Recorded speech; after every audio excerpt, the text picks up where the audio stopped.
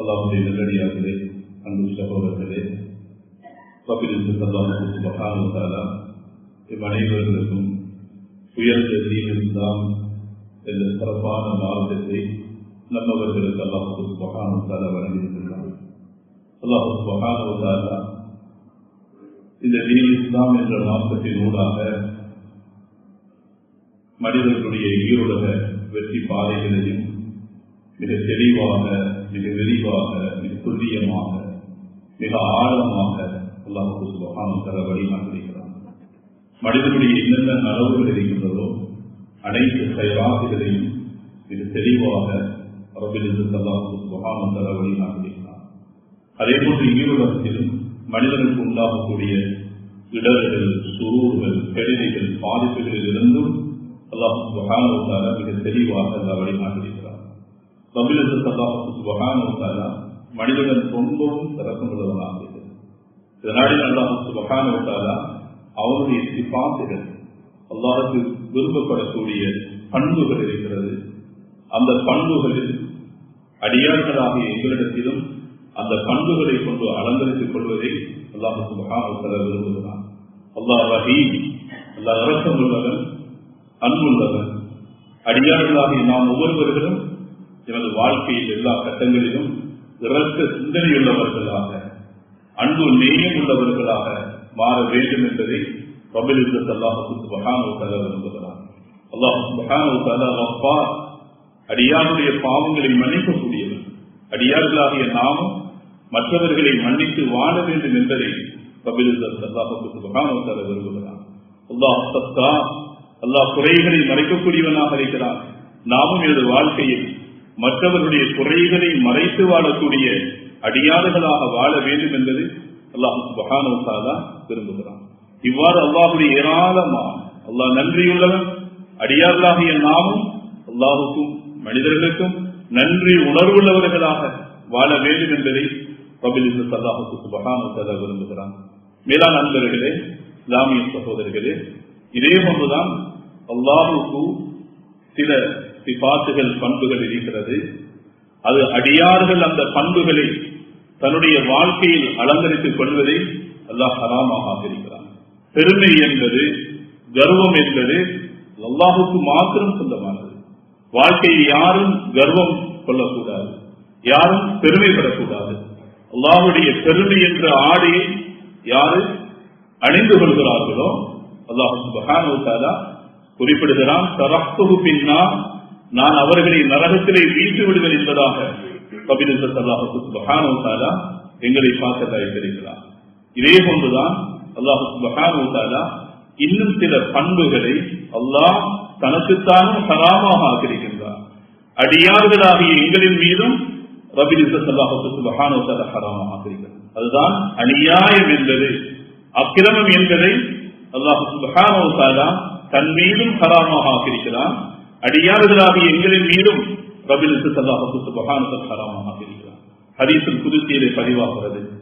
ஸல்லல்லாஹு அலைஹி வஸல்லம் அவர்கள் சொல்கிறார்கள், அல்லாஹ் சுப்ஹானஹு வ தஆலா குறிப்பிடுகிறார், யா இபாதி இன்னி ஹர்ரம்துல் லுல்ம அலா நஃப்ஸி, அடியார்களே, அநியாயம் என்பதை எனக்கு நானே ஹராமாக ஆக்கிக் கொண்டேன்.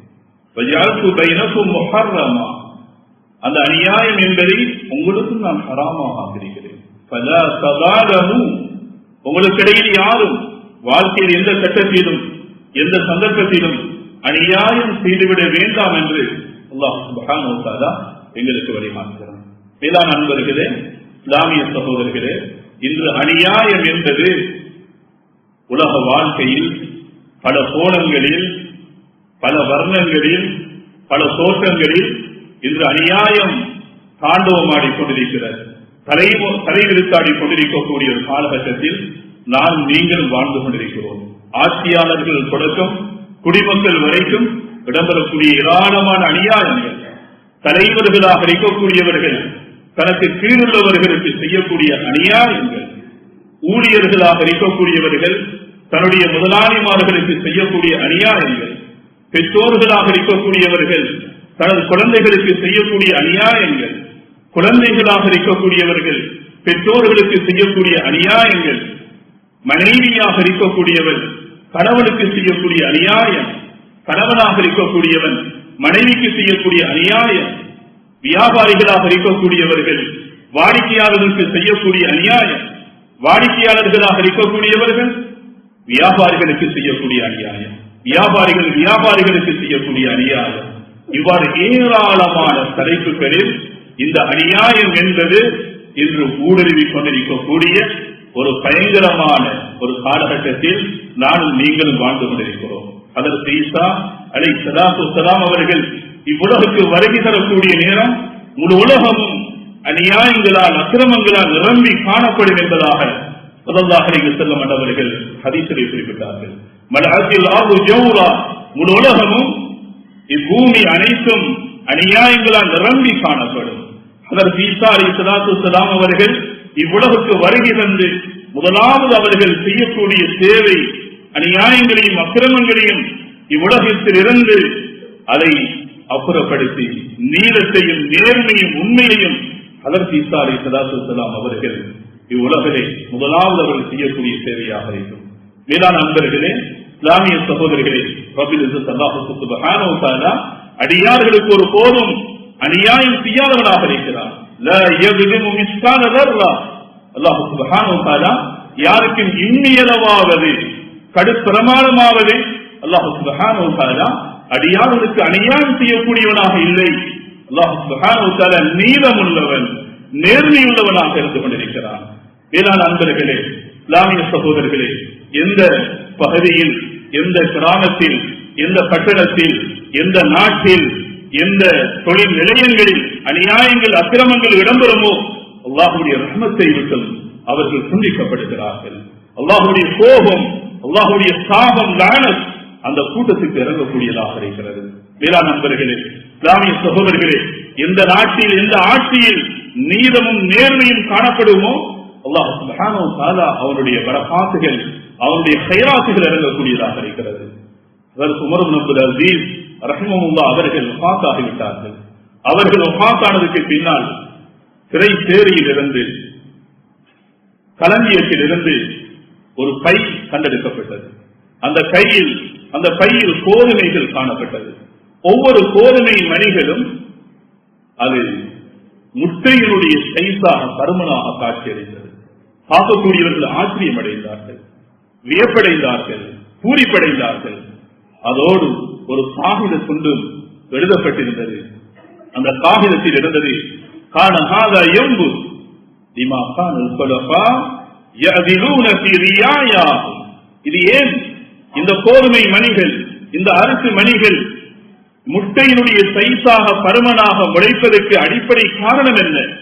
அன்று வாழ்ந்த தலைவர்கள், அரசார்கள், ஆட்சியாளர்கள் அவர்கள் நீதத்தையும் நேர்மையும் உண்மையில் நிலைநாட்டக்கூடியவர்களாக இருந்ததனுடைய பின்னணிதான் இந்த கோதுமை மணிகளும் முட்டையினுடைய சைஸாக பருமனாக இருந்தது என்ற யதார்த்தபூர்வமான ஒரு காகித துண்டும் எழுதி வைக்கப்பட்டிருந்தது. மேலான நண்பர்களே, இஸ்லாமிய சகோதரர்களே, அல்லாஹ் சுப்ஹானஹு வ தஆலா உலகத்தில் நீதம் நேர்மை இடம்பெறக்கூடிய இடங்களில் அல்லாஹ் சுப்ஹானஹு வ தஆலாவுடைய உதவி இருக்கிறது, அல்லாஹ்வுடைய ரஹ்மத் இருக்கிறது, அல்லாஹ்வுடைய பரக்கத் இருக்கிறது. எனவே அநியாயம் என்பது வாழ்க்கையில் எந்த கட்டத்திலும், எந்த சந்தர்ப்பத்திலும், எந்த கோணத்திலும் நாம் செய்யாமல் எங்களை பாதுகாத்துக் கொள்ள வேண்டும். அன்பு நபி ஸல்லல்லாஹு அலைஹி வஸல்லம் அவர்கள் சேதமாக தனது வீட்டில் இருந்து அவர்கள் வெளியேறக்கூடிய நேரம் அநியாயத்தில் இருந்து ஸல்லல்லாஹு அலைஹி வஸல்லம் அவர்கள் பாதுகாப்பு தேடியிருக்கிறார்கள். அல்லாஹும்ம இன்னி அஊது பிக மின் அன் அஸில்ல அவ் உதல்ல அவ் அஸில்ல அவ் உஸல்ல அவ் அஸலிம அவ் உத்லம அவ் அஜ்ஹல அவ் யுஜ்ஹல அலைய. ஸல்லல்லாஹு அலைஹி வஸல்லம் அவர்கள் 8 விடயங்களிலிருந்து அல்லாஹ்விடத்தில் பாதுகாப்பு தேடியிருக்கிறார்கள். அதில் விசேடமாக, யா அல்லாஹ், நான் யாருக்கும், அது மிருகங்களாக இருக்கட்டும், பறவைகளாக இருக்கட்டும், பூமியில் உருண்டு செய்யக்கூடிய ஜீவராசிகளாக இருக்கட்டும், ஏனைய படைப்பினங்களாக இருக்கட்டும், யாருக்கும் என்னூடாக அநியாயம் இடம்பெறுவதிலிருந்து யா அல்லாஹ் நான் உன்னிடத்தில் பாதுகாப்பு தேடுகிறேன். அல்லாஹ் அக்பர். எவ்வளவு ஆழமானதுவா! அதே போன்று இன்னும் ஒரு மனிதரூடாக நான் அநியாயம் செய்யப்படுவதிலிருந்தும் உன்னிடத்தில் பாதுகாப்பு தேடுகிறேன் என்ற அந்த அழகான துஆவை அன்பு நபி ஸல்லல்லாஹு அலைஹி வஸல்லம் அன்னவர்கள் தனது வீட்டில் இருந்து வெளியேறக்கூடிய நேரம் அல்லாஹ்விடத்தில் பாதுகாப்பு தேடியிருக்கிறார்கள் என்றால், வாழ்க்கையில் ஒவ்வொரு மனிதர்களும் எந்த அடிப்படையிலும் யாருக்கும் வார்த்தையால் இருக்கட்டும், பொருளால் இருக்கட்டும், பணத்தால் இருக்கட்டும், தன்னுடைய அதிகாரத்தை வைத்து, தனது பணத்தை வைத்து, தனது கண்ணியத்தை வைத்து, தனது கௌரவங்களை வைத்து, தனது அதிகாரங்களை வைத்து யாருக்கும் எந்த சந்தர்ப்பத்திலும் அநியாயம் செய்யக்கூடாது என்ற ஒரு பாடத்தை அன்பு நபி ஸல்லல்லாஹு அலைஹி வஸல்லம் அன்னவர்கள் கியாம நாள் வரக்கூடிய அனைத்து சமூகத்திற்கும் அழகான ஒரு முன்மாதிரியான ஒரு விடயத்தை அன்பு நபி ஸல்லல்லாஹு அலைஹி வஸல்லம் அன்னவர்கள் முன்வைத்திருக்கின்றார்கள். மேலான அன்பர்களே, இஸ்லாமிய சகோதரர்களே, இன்று எங்களை அறியாமல் இன்று ஏராளமான அடிப்படையில் அநியாயங்கள், வியாபாரம் என்ற அடிப்படையில், கூட்டு வியாபாரம் என்ற அடிப்படையில், அதே போன்று பல அடிப்படையில் இன்று அநியாயங்கள் எங்களுடைய வாழ்க்கையில் ஊடுருவிக் கொண்டிருக்கக்கூடிய ஒரு காலகட்டமாக இருக்கிறது. மேலான நண்பர்களே, இஸ்லாமிய சகோதரர்களே, இந்த இவைகளுக்கு அடிப்படை அநியாயத்தில் இருந்து எங்களை நாம் முழுமையாக பாதுகாத்துக் கொள்ளக்கூடிய நேரம் அல்லாஹ் சுப்ஹானஹு வ தஆலாவுடைய உதவி அந்த மனிதர்களுக்கு இருந்து கொண்டிருக்கிறது. எப்பொழுது அநியாயம் தாண்டவமாடுகிறதோ அல்லாஹ் சுப்ஹானஹு வ தஆலா இவ்வளவுக்கு சோதனைகளை அல்லாஹ் இறக்கிக் கொண்டிருக்கின்றார். அநியாயம் செய்யக்கூடியவர்களுக்கு வானத்தில் பறக்கக்கூடிய பறவைகள், காட்டில் வசிக்கக்கூடிய மிருகங்கள், கடலில் வசிக்கக்கூடிய ஜீவராசிகள், மிருகங்கள் அனைத்தும் இந்த மனிதர்களுக்காக சாபமிடுகிறது, லானத் செய்கிறது.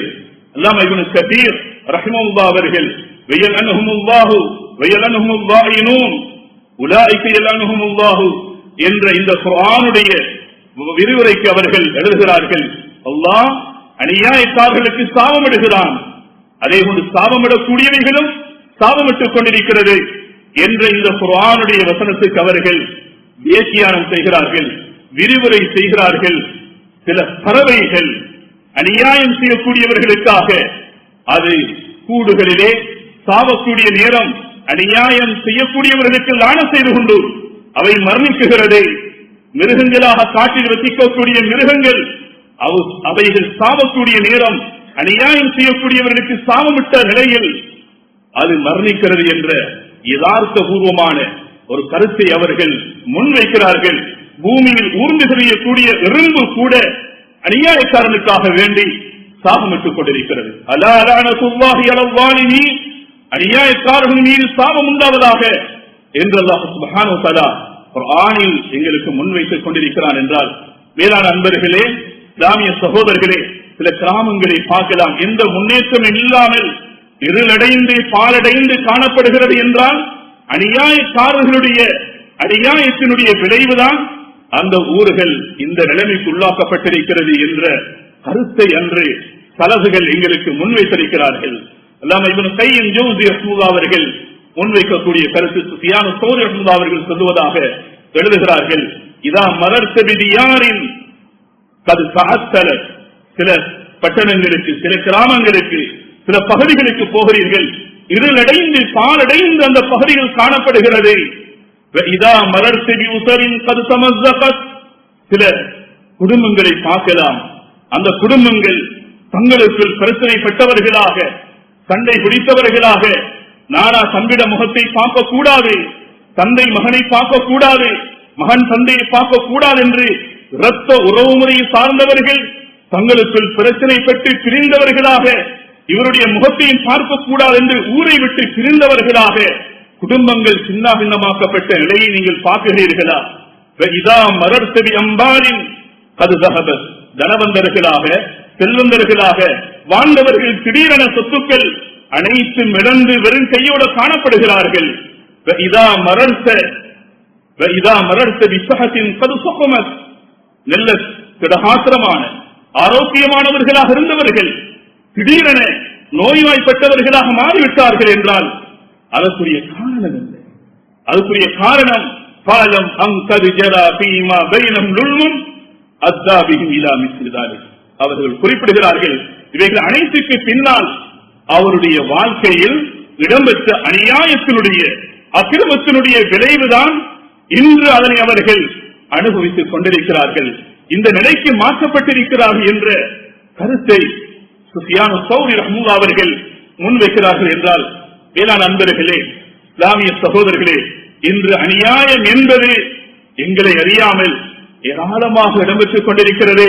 அல்லாஹுடைய விடயத்தில் அநியாயம் செய்யக்கூடியவர்கள் ஹஜ்ஜி கடமையாகியும் ஹஜ்ஜி நிறைவேற்றவில்லை என்றால் அல்லாஹுடைய ஹக்கில் நிறைவேற்றக்கூடிய அல்லாஹுடைய ஹக்கில் நாம் செய்யக்கூடிய அநியாயமாக இருக்கிறது. ஜகாத்தை உரிய முறையில் நிறைவேற்ற தவறிவிட்டோம், அதை முறையாக கணக்கிட்டு ஜகாத்தை நிறைவேற்றவில்லை. இஸ்லாம் ஷரியத் எவ்வாறு ஜகாத்தை நிறைவேற்ற வேண்டும் என்று மிக அழகாக வழிகாட்டிருக்கிறதோ அந்த வழிகாட்டலின் பிரகாரம் ஜகாத்தை நிறைவேற்றவில்லை என்றால் நாம் அல்லாஹ்வுடைய ஹக்கில் அநியாயம் செய்தவர்களாக இருக்கிறோம். தொழுகையை பாரடிக்கக்கூடியவர்கள் அநியாயம் உள்ளவர்களாக இருக்கிறார்கள். வேளாண் நண்பர்களே, இஸ்லாமிய சகோதரர்களே, இதே போன்றுதான் அனந்தர சொத்தினுடைய விடயத்தில் இன்று ஏராளமான அநியாயங்கள் இடம்பெறுகிறது. அனந்தர சொத்தினுடைய பாடம் ஒரு விரிவான தனியாக பேசப்படக்கூடிய ஒரு பாடம். ஒரு வீட்டில் சந்தையை பார்த்தாகிவிட்டால் அந்த சந்தையினுடைய சொத்தில் அனந்தரமாக கூடிய வாரிசுகள் அனந்தரக்காரர்களுக்கு இடையில் இன்று இடம்பெறக்கூடிய ஏராளமான அநியாயங்கள், அந்த சொத்தை எவ்வாறு பங்கு பிரிக்கப்பட வேண்டும் என்று இஸ்லாம் எங்களுக்கு அழகாக குர்ஆன் மிக தெளிவாக வழிகாட்டியிருக்கக்கூடிய நிலையில் நாம் நினைத்த பிரகாரம் இன்று அந்த சொத்துக்களை சூறையாடக்கூடியவர்கள், அது கையாடல் செய்யக்கூடியவர்கள், மேலான நண்பர்களே, இஸ்லாமிய சகோதரர்களே, அது அநியாயமாக இருந்து கொண்டிருக்கிறது. இவ்வாறு அநியாயம் என்பது ஏராளமான அடிப்படையில் ஏராளமான வர்ணங்களில் தோற்றங்களில் வாழ்க்கையில் இடம்பெற்றுக் கொண்டிருக்கிறது. மேலான நண்பர்களே, இஸ்லாமிய சகோதரர்களே, அநியாயம் செய்தவர்கள் வாழ்க்கையில் எந்த கட்டத்திலும் அவர்கள் வெற்றியாளர்களாக உரிய முறையில் அதற்குரிய தௌபாவை செய்யவில்லை என்றால் நாம் வெற்றியாளர்களாக ஆக முடியாது. செய்த அநியாயத்திற்கான பிரதிபலிப்பை உலகத்தில் மாத்திரமல்ல, நாளை கியாமத்துடைய நாளையில் அல்லாஹ்வுடைய நீதிமன்றத்தில் நிறுத்தப்பட்டு உரிய முறையில் அதற்குரிய தண்டனைகளை வழங்கப்படும் என்பதில் எந்த ஐயமும் எந்த சந்தேகம் கிடையாது. மேலான நண்பர்களே, இஸ்லாமிய சகோதரர்களே, எனவே அநியாயத்தினுடைய விடயத்தில் நாம் தேடுதலாக கண்காணிப்புள்ளவர்களாக நாம் எமது வாழ்க்கையை அமைத்துக் கொள்ள நாம் எத்தனைத்தவர்களாக மெனிப்பித்தவர்களாக ரொம்பவும் பேணுள்ளவர்களாக வாழ வேண்டும். மேலான நண்பர்களே, இஸ்லாமிய சகோதரர்களே, முன்சப்பில் நின்று சொல்லக்கூடியவர்களாக இருக்கலாம், ஒவ்வொரு வருடமும் ஹஜ்ஜினுடைய அமலை நிறைவேற்றக்கூடியவர்களாக இருக்கலாம், புனிதமான காபாவுடைய சிறையை பிடித்தவர்களாக இருக்கலாம். ஆனால் அநியாயம் செய்தவர்களாக இருந்தால் நாளை கியாமத்துடைய நாளையில் அனைத்து அமல்களையும் தொழுகை மலை, ஹஜ் மலை, உம்ரா மலை, குர்ஆன் மலை, திக்ர் மலை, ஸலவாத் மலை, எல்லா அமல்களும் மலைகளை போன்று இருக்கும். ஆனால் இவரூடாக அநியாயம் செய்யப்பட்டவர்கள் ஏராளமானவர்கள் இருப்பார்கள். அந்த அநியாயம் செய்யப்பட்டவர்கள் அல்லாஹ்வுடைய நீதிமன்றத்தில் கூட்டம் கூட்டமாக காணப்படும். அன்பு நபி ஸல்லல்லாஹு அலைஹி வஸல்லம் அவர்கள் ஹதீஸிலே மிக தெளிவாக முன்வைத்தார்கள். முஃப்லிஸ் என்றால், பங்குரத்காரன் என்றால் நாளை கியாமத்துடைய நாளையில் தொழுகை மலை, ஹஜ் மலை, நோன்பு மலை, ஜகாத் மலை, தஹஜ்ஜத் மலை, குர்ஆன் மலை, மலை மலையாக இருக்கும்.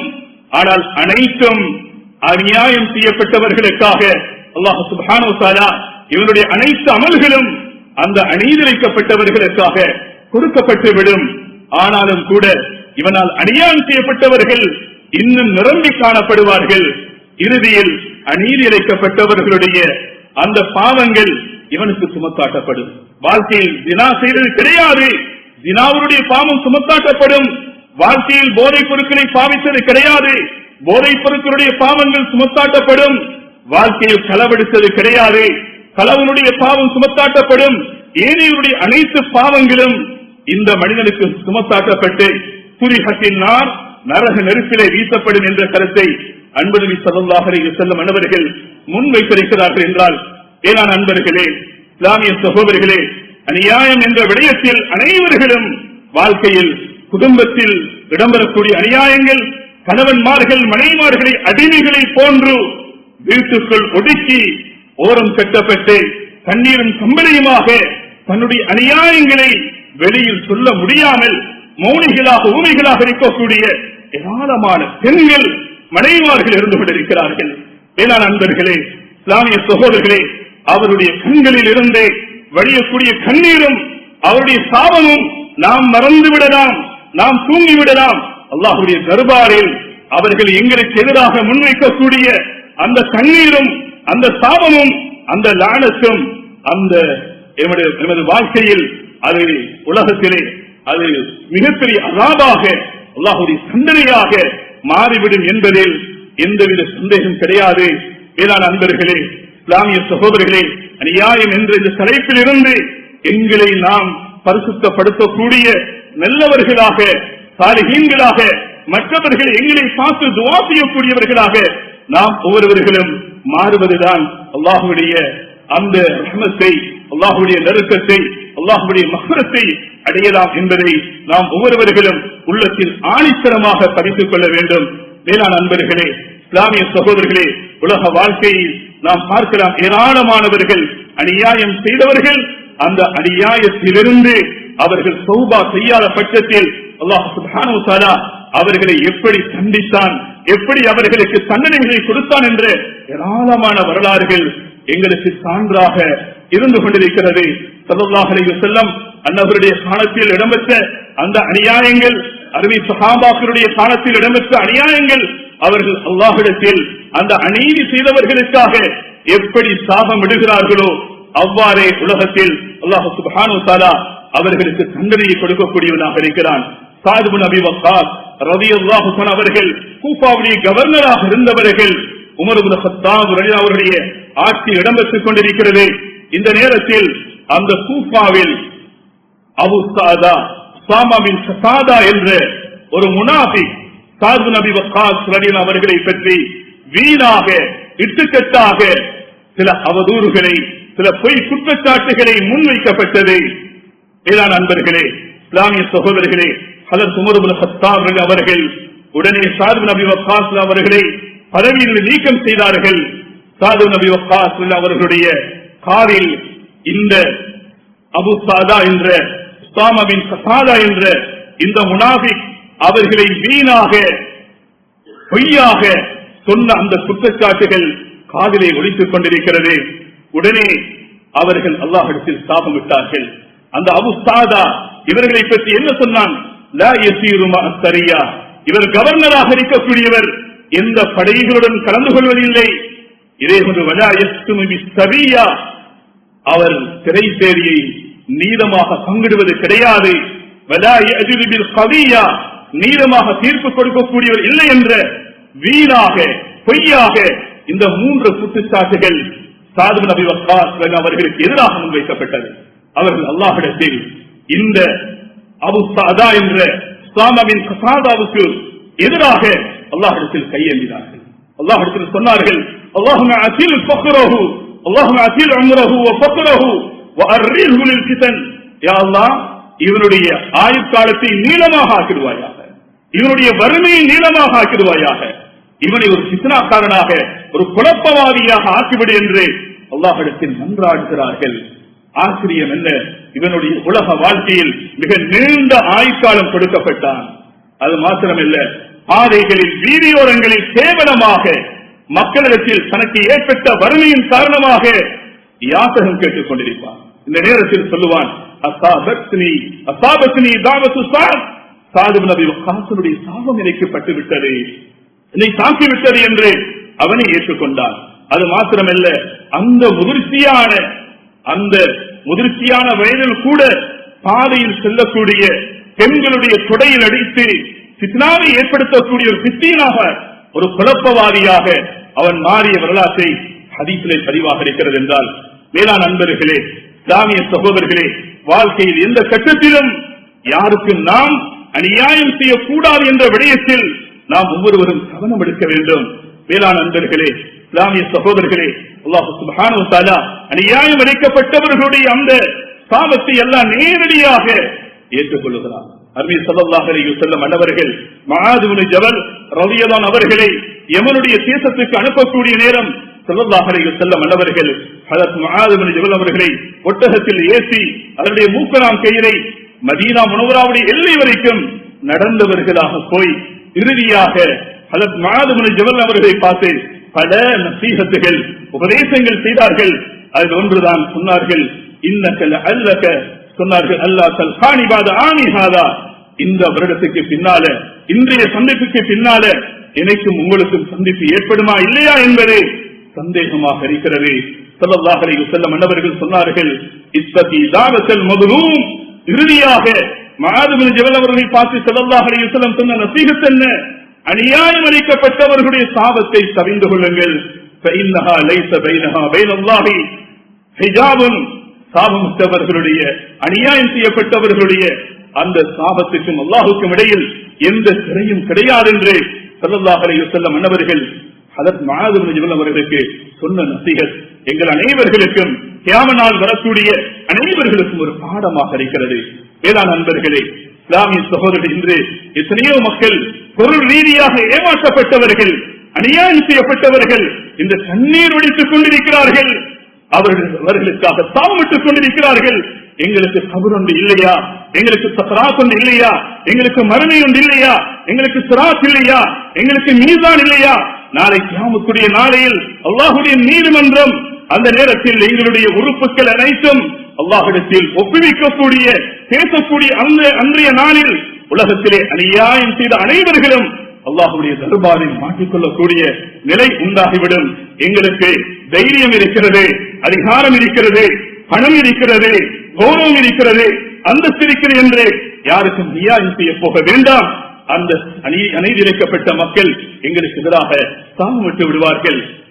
கிதாபுகளில் பதிவாகிறது, அப்பாசியாக்களுடைய ஆட்சி காலத்தில் ஒரு ஆட்சியாளர் பாதையில் போய்கொண்டிருக்கிறார். ஒரு தோட்டம் தென்படுகிறது. அந்த தோட்டம் அழகான தோட்டமாக இருக்கிறது. உடனே அந்த தோட்டத்திற்குள் நுழைந்து பார்க்கிறார். ஒரு வயோதிகமான ஒரு மூதாட்டி பெண்மணி இருக்கிறார். இந்த அதிகாரி கேட்கிறார், இது யாருடைய தோட்டம்? அந்த பெண்மணி சொல்லுகிறார், என்னுடைய தோட்டம். எவ்வளவு காலமாக அனுபவிக்கிறாய்? 40 வருடமாக நான் தான் சொந்தக்காரன்.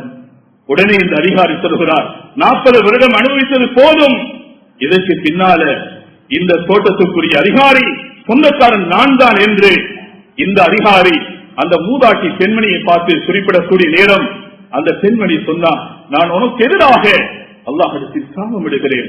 இவன் ஒரு கேலியாக சொன்னான், சுலுசுல் அஹீர், இரவனுடைய மூன்றில் ஒரு பகுதி கழிந்ததற்கு பின்னால அல்லாஹ்விடத்திலே எனக்கு எதிராக சாபமிட்டுக் கொள் என்று இவன் தைரியமாக பேசுகிறான். அந்த பெண்மணி இரவு நேரத்தில் எழுந்து அல்லாஹ்விடத்திலே தொழுதுவிட்டு கண்ணீர் வெடிக்கிறாள். ரப்புஸ் ஸமாவாதி வல் அர்த், வானம் பூமிகளுடைய இரட்சகனே, யா அல்லாஹ், இந்த அநியாயக்காரனுடைய அநியாயத்தை யா அல்லாஹ் நீ பார்த்துக் கொண்டிருக்கிறாய். யா அல்லாஹ், இவனுக்குரிய தண்டனையை கொடுத்து விடு என்று கண்ணீருமாக அந்த பெண்மணி அல்லாஹ்விடத்திலே அழ ஆரம்பிக்கிறாள். ஆச்சரியம் என்ன, ஒரு வாரம் போக முடியல, அதற்குள் நாட்டினுடைய மன்னரூடாக அந்த அதிகாரி அவர் சிறையிலிடப்படுகிறார். அனைத்து மக்களும் அரசருடைய தர்பாரில் ஒன்று சேர்க்கப்படுகிறார்கள். அந்த அதிகாரி அழைக்கப்பட்டு அனைத்து பொதுமக்களுக்கு மத்தியிலும் மன்னர் உத்தரவிடுகிறார், அவருடைய கையை துண்டித்து விடுங்கள். 2 கையில் துண்டிக்கப்படுகிறது. 2வது கட்டளையிடுகிறார், 2 கால்களையும் துண்டியுங்கள். 2 கால்களும் துண்டிக்கப்படுகிறது. இறுதியாக மன்னருக்கு கோபம் ஏற்படுகிறது. உடனே கழுத்தையும் வெட்டிவிடுங்கள் என்று உத்தரவிடுகிறார். கழுத்தும் வெட்டி அவர் மரக்கட்டையை கொண்டு சாய்ந்து விடுகிறார். வேளாண் நண்பர்களே, இஸ்லாமிய சகோதரர்களே, அநியாயம் செய்யப்பட்டவர்கள் அல்லாஹ்விடத்தில் சாபமிடக்கூடிய நேரத்தில் உலகத்திலும் அதற்குரிய அந்த சாபத்தினுடைய பிரதிபலிப்புகளை நாம் அனுபவித்துத்தான் ஆக வேண்டும். அதில் எந்த மாற்று கருத்தும் கிடையாது.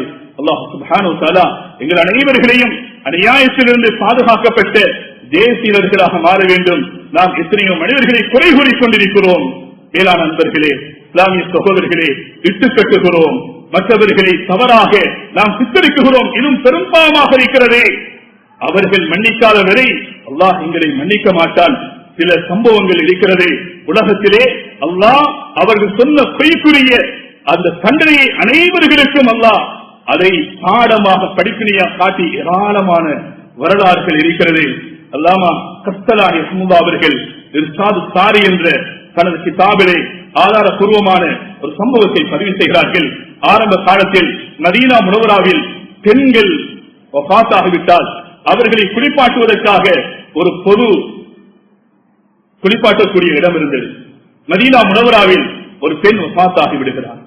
அந்த பெண்ணை குளிப்பாட்டுவதற்காக பெண்கள் அந்த இடத்திலே ஒன்று சேர்ந்து குளிப்பாட்டிக் கொண்டிருக்கக்கூடிய நேரம் திடீரென ஒரு பெண்மணி அந்த குளிப்பாட்டக்கூடிய இடத்திற்குள் நுழைந்து அந்த குளிப்பாட்டக்கூடிய மையத்தை பார்த்து சொல்லுகிறாள், அந்தி ஜானியா, நீ தினா செய்த பெண் என்று சொல்லிவிட்டு இவருடைய கையை அந்த மையத்தினுடைய பித்தட்டில் அவள் அடித்து மீண்டும் சொல்லுகிறாள், அந்தி ஜானியா, நீ தினா செய்த பெண் என்று மையத்தை பார்த்து சொல்லக்கூடிய நேரம் இவருடைய கை அந்த மையத்தினுடைய பித்தட்டில் ஒட்டி கொண்டது.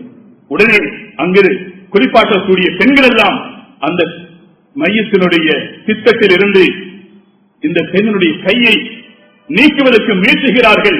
யாராலும் முடியல. இறுதியாக மதீனாவுடைய கவர்னர் வரைக்கும் பிரச்சனை போய்விட்டது. மதீனாவுடைய கவர்னர் பல உலமாக்களிடத்தில் தீர்ப்பு கேட்கிறார்கள். அந்த நேரம் சில உலமாக்கள் சொல்லுகிறார்கள், மையத்தாக இருக்கிறது, எனவே இவருடைய கையை வெட்டிவிடும், மையத்தினுடைய பித்தத்தின் சில பகுதிகளை வெட்டி நீக்கிவிடுவோம் என்று உத்தரவிடுகிறார்கள். இன்னும் சில உலமாக்கள் சொல்லுகிறார்கள், மையத்துக்கு நோவினை கொடுக்க முடியாது, எனவே இவருடைய இந்த கையை மணிக்கட்டு வரைக்கும் துண்டித்து விடுவோம் என்று இன்னும் சில உலமாக்கள் சொல்லுகிறார்கள். இறுதியாக கவர்னர் சொல்கிறார், இமாமுல் மதீனா இமாமுனா மாலிக் ரஹ்மத்துல்லாஹி அவர்கள் இதற்காக என்ன தீர்ப்பு சொல்லுகிறார்களோ அதுதான் தீர்ப்பாக அமையும் என்று இமாம் மாலிக் ரஹ்மத்துல்லாஹி அவர்கள் இந்த பிரச்சனை முன்வைக்கப்படுகிறது. இமாமுனா மாலிக் ரஹ்மத்துல்லாஹி அவர்கள் சொல்லுகிறார்கள், இந்த பெண்மணி வீணாக பொய்யாக அவதூறாக அந்த மையத்தை பார்த்து தானியா விபச்சாரி என்று சொல்லிவிட்டால், எனவே யாராவது ஒருவர் மற்றவரை தினா செய்த என்ற குற்றச்சாட்டை முன்வைத்தால் 4 சாட்சிகள் முன்வைக்க வேண்டும். அவ்வாறு இல்லை என்றால் ஹத்துல் கல்ப் அவதூறு கூறியதனுடைய கசையடி அடிக்கப்பட வேண்டும். இந்த மையத்தினுடைய விடயத்தில் இவள் செய்த குறைபாடு, எனவே இவளுக்கு 80 கசையடி அடிங்கள் என்று இமாமுனா மாலிக் ரஹ்மத்துல்லாஹி அவர்கள் உத்தரவிடுகிறார்கள். அந்த பெண்ணுக்கு கசையடி அடிக்கப்படுகிறது. 79 கசையடி அடிக்கப்படும் வரைக்கும் இந்த அவதூறு கூறிய பெண்ணுடைய கை மையத்தினுடைய பித்தத்தில் ஒட்டிக்கொண்டிருந்தது.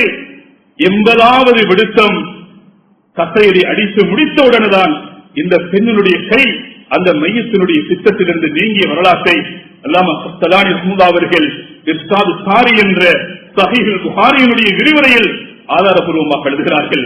உலகத்தில் மற்றவர்களுடைய விடயத்தில் அவதூறாக பொய்யாக இட்டுக்கட்டக்கூடியவர்களுக்கு அல்லாஹ் காட்டக்கூடிய ஏராளமான படிப்பினைகள். எனவே நாம் ஒவ்வொருவர்களும் இவ்வாறான அநியாயங்களில் இருந்து வார்த்தையால் அநியாயம் செய்கிறோம், பணத்தால் அநியாயம் செய்கிறோம், கண்ணியத்தால் அநியாயம் செய்கிறோம். மேலான நண்பர்களே, சகோதரர்களே, எனவே இவ்வாறான அநியாயங்களில் இருந்து எங்களை பாதுகாத்தவர்களாக ஆரோக்கியமானவர்களாக நாம் வாழ்வதை கொண்டுதான் நாளை கியாமத்துடைய நாளையில் அல்லாஹ்விடத்தில் இரக்கம் உள்ளவர்களாக, அல்லாஹ்வுடைய அன்புக்கு பாத்திரமானவர்களாக, அருகதையுள்ளவர்களாக, இல்லை என்றால் நாளை கியாமத்துடைய நாளையில் ஒரு மனிதன் போய்கொண்டிருப்பான். இந்த நேரத்தில் இடதால் ஒரு மனிதன் வந்து கேட்பான், நீ எனக்கு ஏசினாய், சப்பனி சபப், நீ என்னை ஏசினாய் என்று ஒரு மனிதன் பிடித்துக் கொள்வான். இன்னும் ஒரு மனிதன் வலது பக்கம் வந்து சொல்லுவான், நீ என்னை அவதூறு கூறினாய். இன்னும் ஒரு மனிதன் பின்னால வந்து சொல்வான், எனது பொருளை அபகரித்தாய். அதே போன்று முன்னாலும் இன்னும் ஒரு மனிதன் வந்து சொல்வான், என்னுடைய மானத்தை போக்கினார் என்று நானா பக்கமும் ஒரு மனிதரை பிடித்துக் கொள்வான். இந்த நேரம் அந்த மனிதன் நடுங்கிக் கொண்டிருப்பான். அல்லாஹ்விடத்தில் இதற்கான தீர்ப்பு எங்களுக்கு கிடைக்க வேண்டும் என்று அன்றைய நாளில் பிடிக்கக்கூடிய நேரம் அந்த மனிதனுடைய உள்ளம், அந்த மனிதனுடைய மனநிலை எவ்வாறு இருக்கும் என்பதை இன்றே சிந்தித்து நாம் ஒவ்வொருவர்களும் எமது நாவுகளை, எமது உறுப்புகளை, எமது அதிகாரங்களை, எமது கண்ணியங்களை, எமது அந்தஸ்துகளை அனைத்தையும் நாம் பாதுகாத்து யாருக்கும் வாழ்க்கையில் எந்த கட்டத்திலும் அநியாயம் செய்யக்கூடாது என்ற உறுதி உள்ளத்திலே திடசங்கரம் பூண்டவர்களாக நாம் வியாபாரமாக இருக்கட்டும், குடும்ப வாழ்க்கையாக இருக்கட்டும், அண்டை வீட்டுக்காரர்களாக இருக்கட்டும், மிருகங்களாக இருக்கட்டும், பறவைகளாக இருக்கட்டும், ஏனைய ஜீவராசிகளாக இருக்கட்டும், அந்நியவர்களாக இருக்கட்டும், யாராக இருக்கட்டும், வாழ்க்கையில் எந்த கட்டத்திலும் யாருக்கும் நாம் வார்த்தைகளால் மற்றவருடைய உள்ளங்களை கூட புண்படுத்தக்கூடாது என்ற கோட்பாடுகளை அமைத்தவர்களாக ஒவ்வொருவர்களும் மறுமையை நோக்கி பயணிக்கக்கூடிய ஆகராவுடைய சிந்தனை உள்ளத்தில் நிறுத்தியவர்களாக வாழ்வோம் என்றால் எமது சக்கராத்தில் ஏசாகிரும் சுவர்க்கத்துடைய இன்மாலயங்களை பார்த்தவர்களாக மலாய்க்காமார்களுடைய அவர்களுடைய அந்த சுக செய்திகளை கேட்டவர்களாக நாம் சிரித்தவர்களாக உலகத்தை விட்டு மரணிக்கக்கூடிய அரும் பெரும் பாக்கியத்தை அழகான முடிவை அல்லாஹ் உலகத்திலே தர காத்துக் கொண்டிருக்கிறான். எனவே இல்லாமல் அல்லாஹ் சுப்ஹானஹு வ தஆலா எங்கள் அனைவர்களுடைய பாவங்களை மன்னித்து விடுவாயாக. யா அல்லாஹ், நாம் பாவிகளாக இருக்கிறோம். யா அல்லாஹ், வாழ்க்கையில் ஏராளமான அநியாயங்கள் செய்துவிட்டோம். யா அல்லாஹ், அனைத்து அநியாயங்களில் இருந்தும் எங்களை பாதுகாத்து யா அல்லாஹ். வார்த்தையால், எமது கௌரவங்களால், கண்ணியத்தால், பணத்தால், அதிகாரத்தால் செய்த ஏராளமான அநியாயங்கள் யா அல்லாஹ், அனைத்து அநியாயங்களில் இருந்தும் உன்னிடத்திலே தௌபா செய்கிறோம். யா அல்லாஹ், வாழ்க்கையில் எந்த சந்தர்ப்பத்திலும் எந்த கட்டத்திலும் யாருக்கும் அநியாயம் செய்வதிலிருந்து எங்களை பாதுகாத்து யா அல்லாஹ். மற்றவர்களூடாக நாம் அநியாயம் செய்யப்படுவதிலிருந்தும் உன்னிடத்திலே பாதுகாப்பு தேடுகிறோம். அன்பு நபி ஸல்லல்லாஹு அலைஹி வஸல்லம் அவர்கள் தனது வீட்டிலிருந்து அழகான துஆவை கியாமனால் வரக்கூடிய இந்த உம்மத்துக்காக காட்டித் தந்த அந்த துஆவை பேணுதலாக பக்குவமாக ஓடி பாதுகாப்பு பெற்ற சமூகமாக எங்கள் அனைவர்களையும் ஆக்கிக் கொள்வாயாக. மற்றவருக்கு நனவு செல்லக்கூடியவர்களாக, மற்றவர்களுடைய நனவிலே ஆசை வைக்கக்கூடியவர்களாக யா அல்லாஹ் நாம் எங்களை வாழ்க்கையை யா அல்லாஹ் அழகான முறையில் அநியாயத்திலிருந்து திருப்பிக் கொள்ளக்கூடிய சந்தர்ப்பங்களை யா அல்லாஹ் எங்களுக்கு தந்துவிடுவாயாக. யா அல்லாஹ் அநியாயங்கள் செய்திருந்தால் யா அல்லாஹ் அதனை உரிய முறையில் அதுக்குரிய தௌபாவை எமது உள்ளங்களிலே தந்து விடுவாயாக. தௌபத்துன் நசூஹாவை தந்து விடுவாயாக. யா அல்லாஹ், எமது இறுதி பயணத்தை முறையாக ஸல்லல்லாஹு அலைஹி வஸல்லம் அவர்கள் எவ்வாறு இந்த உம்மத்துக்கு வழிகாட்டியிருக்கிறார்களோ அவ்வாறான முறையில் யா அல்லாஹ் எமது இறுதி ஆகிராவுடைய பயணத்தை அமைத்துக் கொள்வதற்கு நீ சோபித்து விடுவாயாக. இங்கு வந்திருக்கக்கூடிய அனைவர்களுக்கும் ஹஜ்ஜினுடைய பாக்கியத்தை நசீபாக்குவாயாக. யா அல்லாஹ், புனிதமான காபாவை காணுவதற்கு முன்னால் எங்களை மறுத்து விடாதே. யா அல்லாஹ், யா அல்லாஹ், எங்களுக்கு அனைவருக்கும் குடும்பங்களோடு, மனை மக்களோடு, பெற்றோர்களோடு, குழந்தைகளோடு ஹஜ்ஜிக்கு போகக்கூடிய பாக்கியத்தை எங்கள் அனைவருக்கும் தந்துடுவாயாக. அதிகமற்றும்